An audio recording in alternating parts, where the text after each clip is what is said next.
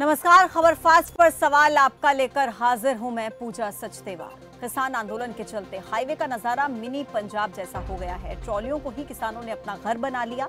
खाना यहीं पर बन रहा है और यहीं पर नहाने और कपड़े धोने का इंतजाम है। जगह जगह पर लंगर लगा हुआ है। धरने वाले धरने पर बैठे हैं और खाना बनाने वाले खाना बना रहे हैं। सभी को अलग अलग जिम्मेदारी दी गई है, लेकिन सवाल ये कि कब तक ऐसा चलेगा? आंदोलन खत्म कब होगा? बीच का रास्ता क्या है? बातचीत अगर होगी नहीं तो बात बनेगी कैसे? इन्हीं सवालों का जवाब ढूंढने की कोशिश हम करेंगे आज सवाल आपका में।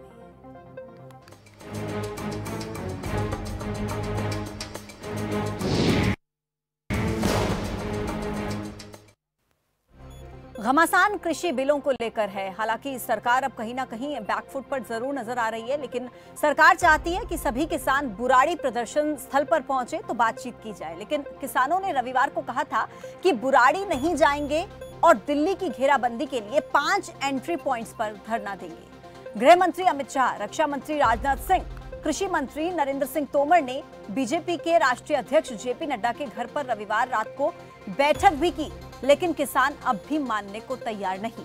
बीते दिन गृह मंत्री अमित शाह ने कहा कि हम किसानों से बातचीत करने के लिए तैयार हैं। 3 दिसंबर से पहले भी अगर किसान बुराड़ी में इकट्ठा होकर बात करना चाहते हैं तो हम बात कर सकते हैं, लेकिन किसानों को ये बात नागवारा गुजरी। दरअसल किसानों को लग रहा है कि सरकार सशर्त बात करने के लिए कह रही है। बिना शर्त के अगर सरकार बात करेगी तो हम भी बात करेंगे, हम भी बात करने के लिए तैयार हैं। अब केंद्रीय मंत्री भी किसानों को समझाने की कोशिश इसी बीच जुटे हुए हैं। एमएसपी पर खरीद पहले की तरह जारी रहेगी। ट्वीट के जरिए रविशंकर प्रसाद ने भी किसानों को यह समझाने की कोशिश की है और प्रकाश जावड़ेकर ने भी ये समझाने की कोशिश की है कि कृषि आंदोलन किसानों के हक में है और एमएसपी से इसका कोई लेना देना है नहीं। इधर हरियाणा के कृषि मंत्री जेपी दलाल ने भी कहा है कि सरकार का हर फैसला किसानों के हित में होगा। एक तरफ जहां हरियाणा के मुख्यमंत्री मनोहर लाल कह रहे थे कि ये आंदोलन प्रायोजित है, यानी कि स्पॉन्सर्ड है, इसमें हरियाणा के किसान नहीं है, लेकिन अब जिस तरीके से किसानों को समर्थन मिल रहा है, ऐसा लग रहा है कि ये आंदोलन केवल किसानों का आंदोलन नहीं है, लेकिन ये आंदोलन अब जन आंदोलन बन चुका है। किसानों के बाद अब खापें भी दिल्ली कूच करने की तैयारी में है। और खाप कहां की? हरियाणा की। हरियाणा के जींद जिले में खापें किसान आंदोलन के समर्थन में नजर आ रही हैं। हरियाणा फल एवं सब्जी मंडी एसोसिएशन ने दिल्ली में जारी किसान आंदोलन को लेकर समर्थन देने का ऐलान कर दिया है। इसी बीच अब संयुक्त किसान मोर्चा ने सिंघू बॉर्डर से प्रेस वार्ता करते हुए ये भी कहा, ये सभी किसानों का संघर्ष है, हम आर पार की लड़ाई लड़ने के लिए यहाँ पर आए हैं, हमारा संघर्ष जारी रहेगा, हम डटे रहेंगे, पीछे नहीं हटेंगे। इसी के साथ एक महत्वपूर्ण जानकारी ये मिली कि ट्रांसपोर्ट यूनियन ने भी किसानों का समर्थन कर दिया है। ये भी कहा है कि अगर सरकार 2 दिन में किसानों की मांगों को नहीं मानती है तो ऑटो और टैक्सी 2 दिन के बाद दिल्ली में बंद कर देंगे। अब ऐसे में आगे की परिस्थितियां क्या रहेंगी? कैसे होगा समस्या का समाधान? कैसे किसानों और सरकार के बीच सहमति बनेगी? इसी पर सवाल आपका में होगी बात। सबसे पहले वो सवाल आपको दिखाते हैं जो सवाल आज हम अपने मेहमानों से पूछने वाले हैं। इसी के साथ आपके टेलीविजन स्क्रीन पर लगातार कुछ नंबर प्लेट्स चलेंगी, उन नंबर्स के जरिए आप कॉल करके अपने सवाल पूछ सकते हैं। बॉर्डर पर डटे किसान, कैसे बनेगी बात? किसानों की रणनीति से क्या सरकार झुकेगी? सरकार क्या झुक पाएगी? किसान जिस रणनीति पे काम कर रहे हैं उससे किसानों का गुस्सा बरकरार है। अब ऐसे में सरकार क्या करेगी? क्या किसान आंदोलन जन आंदोलन बन चुका है? एक तरफ जहां सरकार बातचीत करने के लिए तैयार है, लेकिन किसानों का गुस्सा बरकरार है, तो एक बड़ा सवाल यह भी है कि जब बातचीत होगी नहीं तो बात बनेगी कैसे? इन तमाम सवालों का जवाब ढूंढने की कोशिश करते हैं। इस खास कार्यक्रम में कुछ मेहमान मेरे साथ जुड़ेंगे, उनसे भी होंगे सवाल और इन नंबर्स पर कॉल करके आप भी अपने सवाल पूछ सकते हैं। अगर आपके मन में कृषि कानूनों से जुड़े कुछ भी सवाल हैं तो इन नंबर्स पर कॉल करिए और पूछिए अपने सवाल। और आप सभी से एक निवेदन की सवाल आपके इसी मुद्दे से जुड़े हों, क्योंकि बेहद संवेदनशील मुद्दा है इस वक्त का। और आपका मेहमानों से परिचय करा देती हूं। सबसे पहले बीजेपी के नेता प्रदीप भटनागर मेरे साथ जुड़ गए हैं। कांग्रेस के प्रवक्ता संजीव भारद्वाज जी भी मेरे साथ जुड़ गए हैं। आप दोनों मेहमानों का बहुत बहुत स्वागत है। सबसे पहले प्रदीप जी, आपका रुख करूंगी। मुझे समझाइए प्रदीप जी, कैसे समस्या का समाधान होगा? कैसे बीच का रास्ता निकलेगा? जब बातचीत हो ही नहीं रही तो लग रहा है कि बात बन पाएगी सरकार और किसानों के बीच में? प्रदीप जी, मुझे सुन पा रहे हैं आप? लगता है संपर्क टूट गया उनसे। संजीव जी, मेरी आवाज आप तक पहुंच रही है? हाँ जी पूजा जी। जी संजीव जी, क्या लगता है, क्या है बीच का रास्ता? कैसे सरकार और किसानों के बीच में बातचीत होगी और बातचीत होगी भी या नहीं होगी, अब तक तो इस पर भी स्थिति साफ है नहीं। पूजा जी देखिए, ये बहुत साधारण सी बात है। जब देश का किसान, हमारे जो देश की अर्थव्यवस्था है वो 50% से ऊपर 52-57% कृषि आधारित अर्थव्यवस्था हमारी है, उसके बावजूद भी आज मौजूदा सरकार अगर कोई कानून बनाती है, जिनके लिए बनाती है, अगर उनको कानून बनाने से पहले विश्वास में नहीं लेती और वो सड़कों पे आके उन कानूनों का विरोध करते हैं जी। तो ये सरकार को सोचना चाहिए। बार बार सरकार ये कहती है कि एमएसपी हमने खत्म नहीं की। सरकार एमएसपी को जो अभी तक लागू करे हुए है वो सिर्फ केवल मंडियों के अंदर लागू किए हुए हैं। कई बार ये देखने में आता है कि एमएसपी रेट कुछ होता है और प्रोडक्ट का रेट उससे बहुत ज्यादा कम मूल्य पर जाती हैं चीजें। अब ये एक छोटा सा क्वेश्चन है। सर, अगर एक सवाल जब भी कांग्रेस से कभी इस तरीके का सवाल किया जाता है तो कांग्रेस बताने लगती है कि सरकार को क्या तकलीफ है, एमएसपी को कानून बना देना। लेकिन 70 साल तो इस देश में आपने भी राज किया है ना सर, क्या किया 70 सालों में किसानों के लिए? तब क्या एमएसपी की याद नहीं आई? और 2019 के लोकसभा का जो आपकी तरफ से यहाँ पर मेमोरेंडम लाया गया था उसमें तो आप भी इसी बात का जिक्र कर रहे थे ना, लेकिन जब सरकार यही करती है तो आप वकालत करने लगते हैं। नहीं पूजा जी देखिए, आप मुझे ये बताएं कि जो एमएसपी 1965 से लागू है, एमएसपी जो डिफरेंट जो वो बनाई कमेटीज, उन्होंने जो भी कहा 1965-66 में ये एमएसपी 66-67 में लागू हुई थी।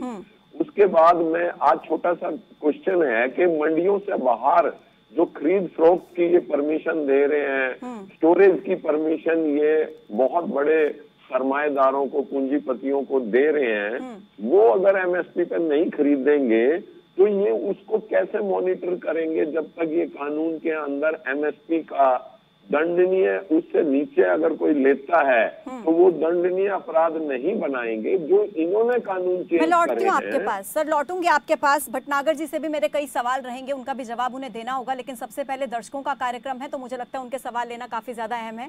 पहले दर्शक मेरे साथ जुड़ गए, चरखी दादरी से हैं वेद प्रकाश जी, बहुत स्वागत है आपका इस मंच पर। नमस्कार जी पूजा जी नमस्कार, बताइए अपना सवाल। मैं एक नया रोजगार नोट करना चाहता हूँ के माध्यम से कि बीजेपी की नीयत साफ नहीं है। मैं आज ही मेरी मुलाकात एक ऐसे शख्स से हुई जी। जो पीएचडी है एग्रीकल्चर से, एग्रोनॉमी उसका विषय है और पीएचडी होल्डर है और गोल्ड मेडलिस्ट है एमएससी का जी। उसने अप्लाई किया था ये जो एमएसपी तय करती है उसके लिए। उस आदमी का अपॉइंटमेंट की उसकी मेरिट बनती है, देश में टॉप में मेरिट बनती है। मैंने उनके डॉक्यूमेंट सवाल देखा था, बिल्कुल माइन्यूटली था। उसकी जगह जिस आदमी को अपॉइंट किया उसके पास एग्रोनॉमी में कोई डिग्री नहीं थी, वो एलिजिबल नहीं था। ऐसे आदमी को अपॉइंट ना करके और ऐसे आदमी को जिसके पास उस क्षेत्र का ज्ञान ही नहीं है जी। और वहाँ उस बोर्ड में एमएसपी के बोर्ड में लिया गया, चेयरमैन बनाया गया। यहाँ से बीजेपी की नीयत क्लियर होती है। मैं ये बीजेपी की विरोध में नहीं कह रहा, मेरे सामने तो फैक्ट है, आपको पता है मैं किस तरह से कोई बात से कहता हूँ। अब रही दूसरी बात, बातचीत केंद्र सरकार कह रही है, किसानों ने क्लियर कर दिया है कि भाई आप ये एक क्लोज डाल दीजिए कि एमएसपी से नीचे खरीदने वाले को समझ गए हम आपकी बात वेदप्रकाश जी, समझ गए हम आपकी बात। और भी दर्शक मेरे साथ जुड़ रहे हैं, लेकिन सबसे पहले आपकी बात का जवाब ले लेते हैं। प्रदीप जी देखिए, सरकार की नीयत पर सवाल उठ रहे हैं और सवाल मैं नहीं उठा रही हूँ, कांग्रेस नहीं उठा रहे, विपक्ष नहीं उठा रहा है, जनता सवाल उठा रही है। अगर नीयत साफ है तो ले आइए ना चौथा कानून। कहाँ दिक्कत आ रही है, कहाँ समस्या आ रही है, क्यों पूरे दिल्ली को जाम करके रखा है? प्रदीप जी मेरी आवाज सुन पा रहे हैं आप? तकनीकी समस्या, दोबारा से जुड़ने की कोशिश कीजिए। संजीव जी क्या जवाब रहेगा आपका इस पर?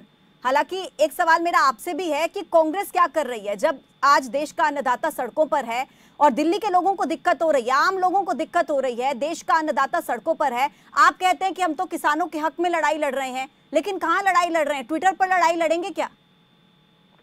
पूजा जी, जब कांग्रेस विपक्षी पार्टी होने के नाते, मुख्य विपक्षी पार्टी होने के नाते जब सड़कों पे किसानों के साथ खड़ी होती है तो सीधा सीधा सत्तारूढ़ दल का ये उनके ऊपर सीधा सीधा ये कहा जाता है कि ये लोग ही भड़का रहे हैं और ये कांग्रेसी हैं।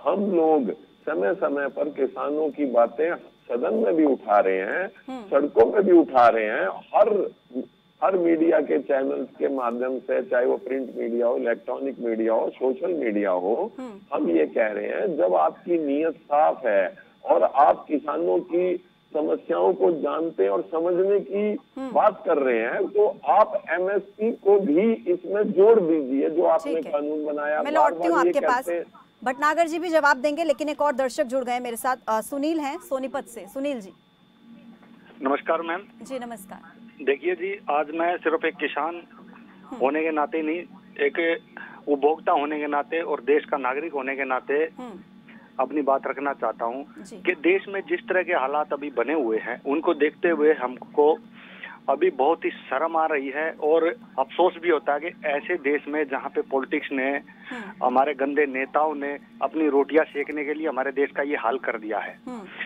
अन्नदाता डटे हुए हैं 2-3 महीने से पटरियों पे, रोड पे। सरकार के पास टाइम नहीं है इनके पास जाने का। सरकार कहीं दीप जला रही है, कहीं रैलियों में घूम रही है, कहीं मंदिरों में घूम रही है, मंदिर मस्जिद के झगड़े, दंगे फसाद। दूसरा, अभी हम एक सिंपल एज ए उपभोक्ता में बात करता हूँ, उसके बाद किसान की तरह बात करूँ। अभी हम किसी भी मॉल में जाएंगे, फॉर्च्यून का या चक्की फ्रेश कोई भी आटा ले लीजिए, 40 रुपए किलो से कम नहीं मिलेगा, 37-38 रुपए किलो है। जब हम बेचने जाते हैं 17-18 रुपए किलो लेते हैं।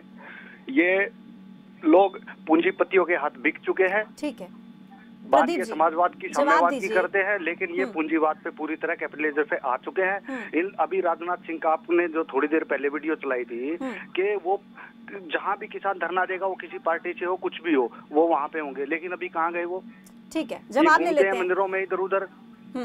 प्रदीप जी बताइए, जब 2-3 है। महीने से किसान शांतिपूर्ण तरीके से प्रदर्शन कर रहे थे, बार बार कह रहे थे हमारी बात सुन लो, आपने बात सुनी? नहीं सुनी। लेकिन अब जब देश का अन्नदाता दिल्ली में आ गया है तो सशर्त उनसे बात करने के लिए आप कह रहे हैं कि आ जाइए, बुराड़ी प्रदर्शन स्थल पर आ जाइए, वहां पर बैठकर बातचीत कर लेते हैं।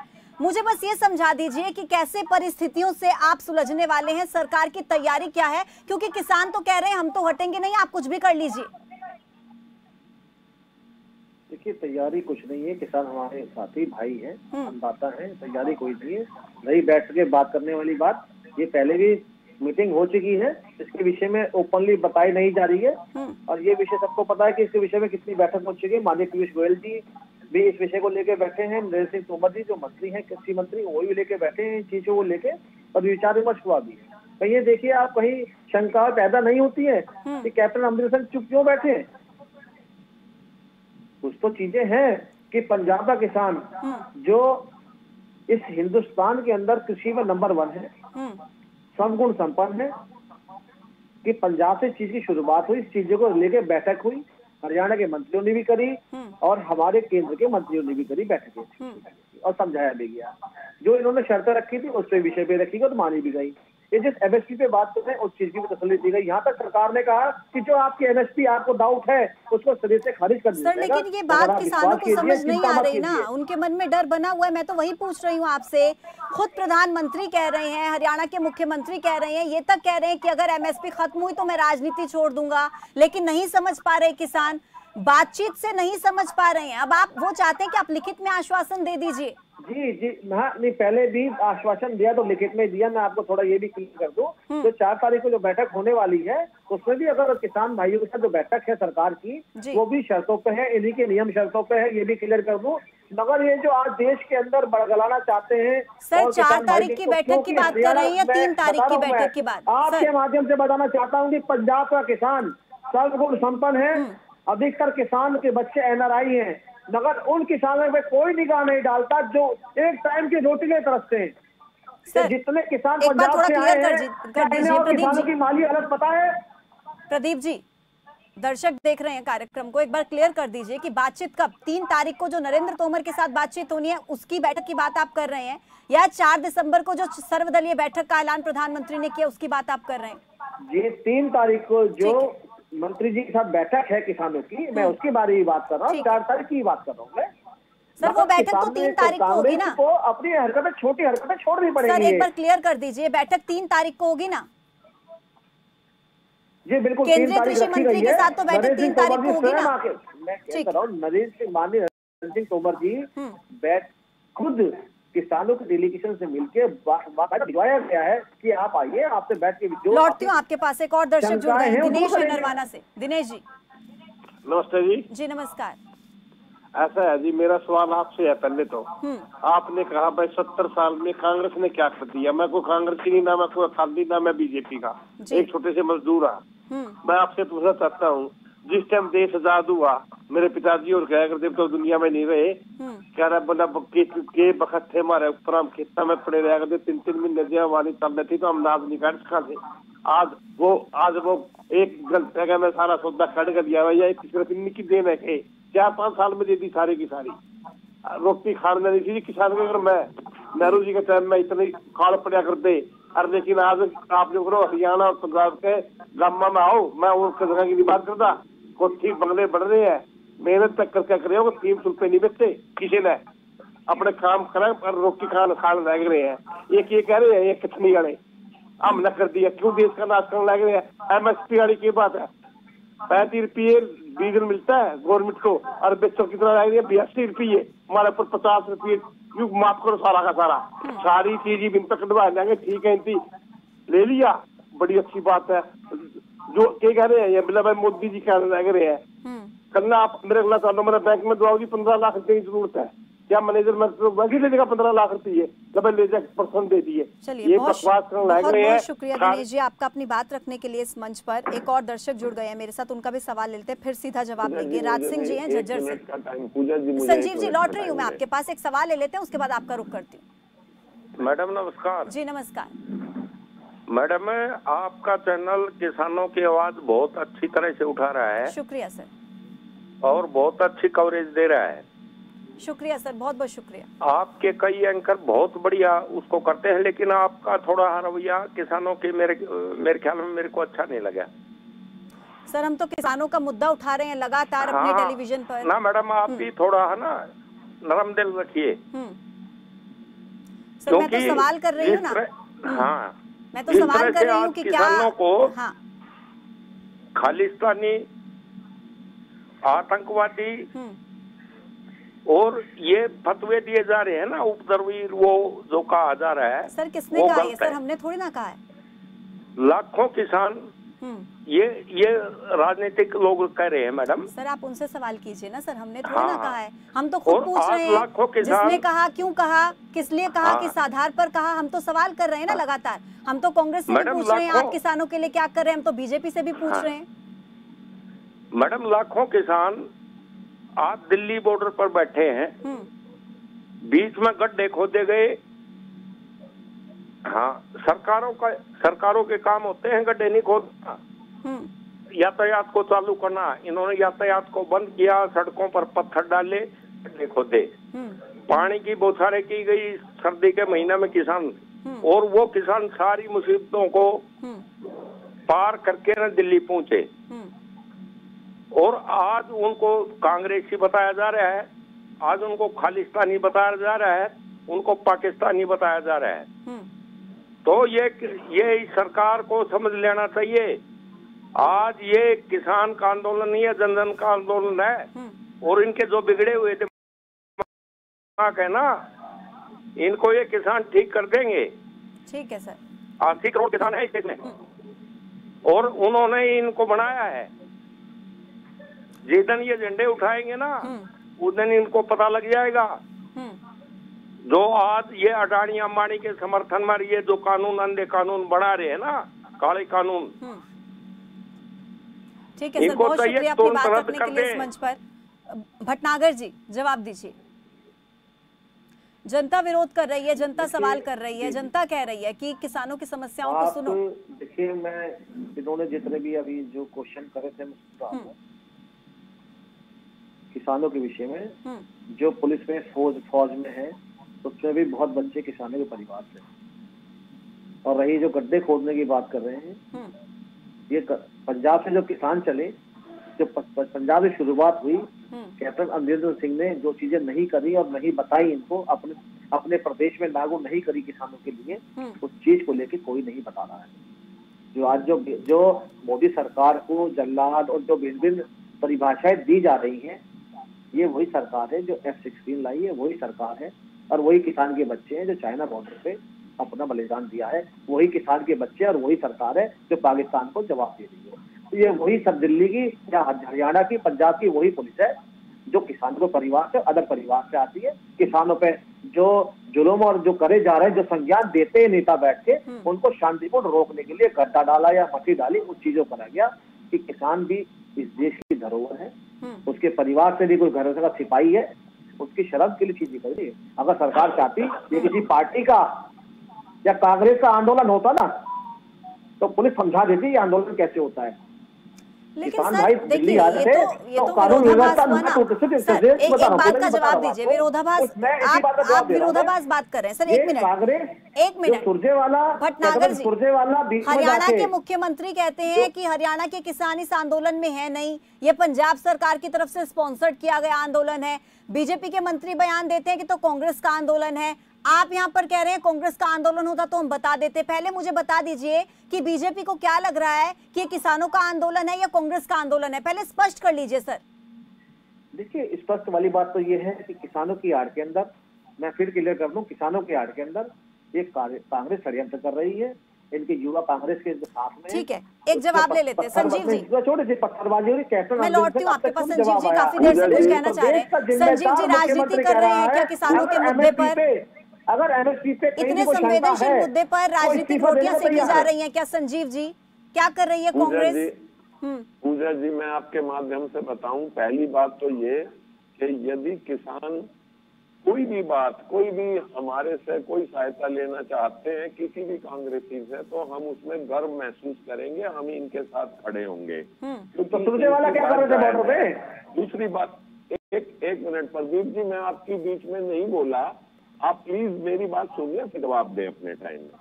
दूसरी बात ये, जब से ये सरकार बनी है, इनको बार बार कांग्रेस की ये था, कांग्रेस का वो था। आप बताएं कि कभी आजादी के बाद किसी भी किसान जो यूज करता है अपनी खेती के लिए, इंस्ट्रूमेंट यूज करता है, खाद यूज करता है या कोई और चीज यूज करता है, कोई उपकरण, कभी आज तक किसी पे टैक्स लगा था?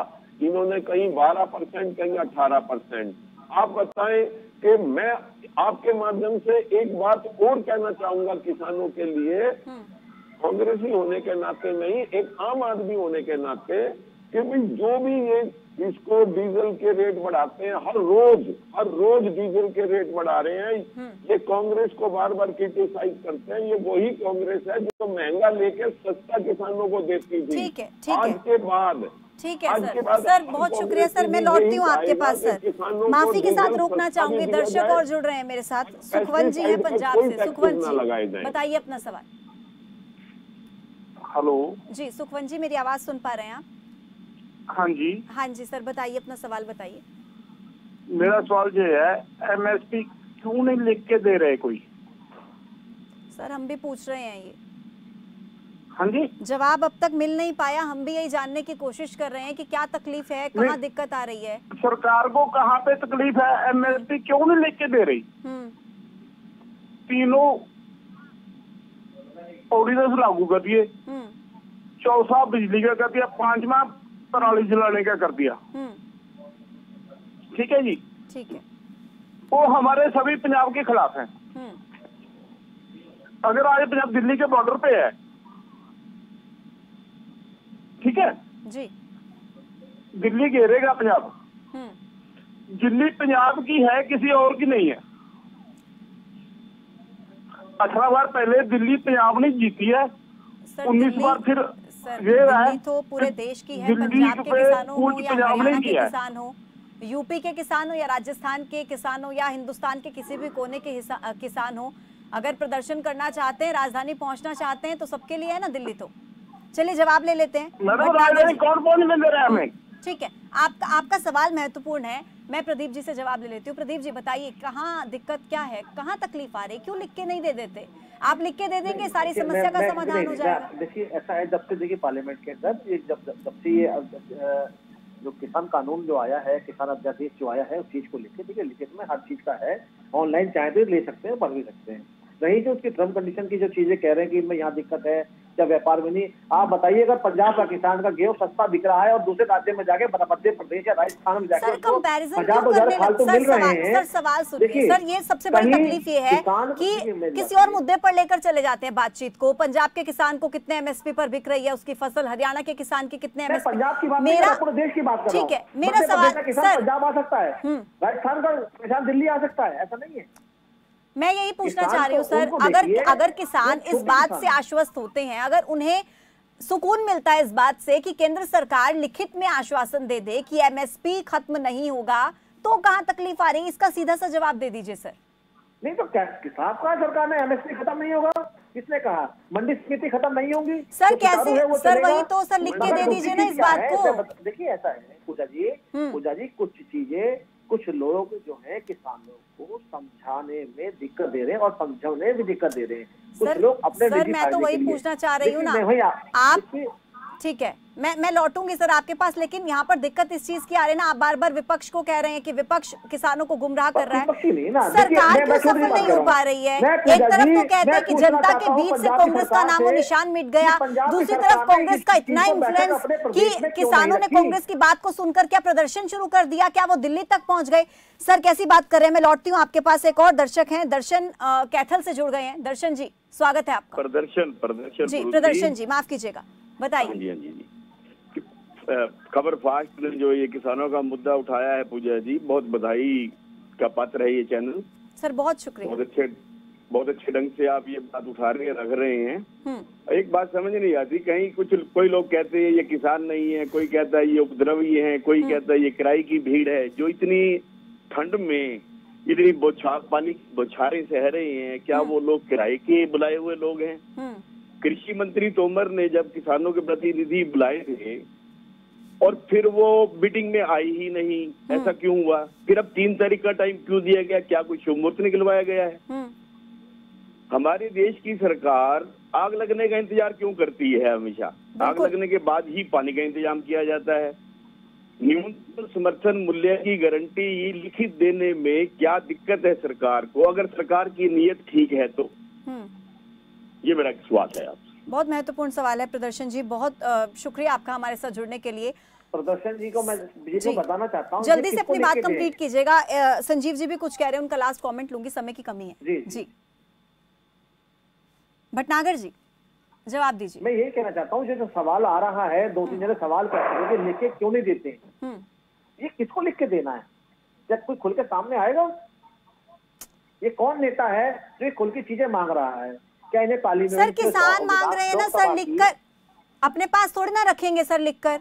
मैं वही तो चीज कह रहा हूँ आपसे। मैं अगर लिखित की जो विषय चल रहा है, जो सरकार आश्वासन दे रही है, लिखित में किसी का जो संविधान जो अध्यादेश जारी करा गया, जो एक छप गया, सब चीज उसमें लिखी है। ये कौन है जो लिख के मांग रहा है? पहले चीज तो कौन नेता है जिसको देनी पड़ेगी?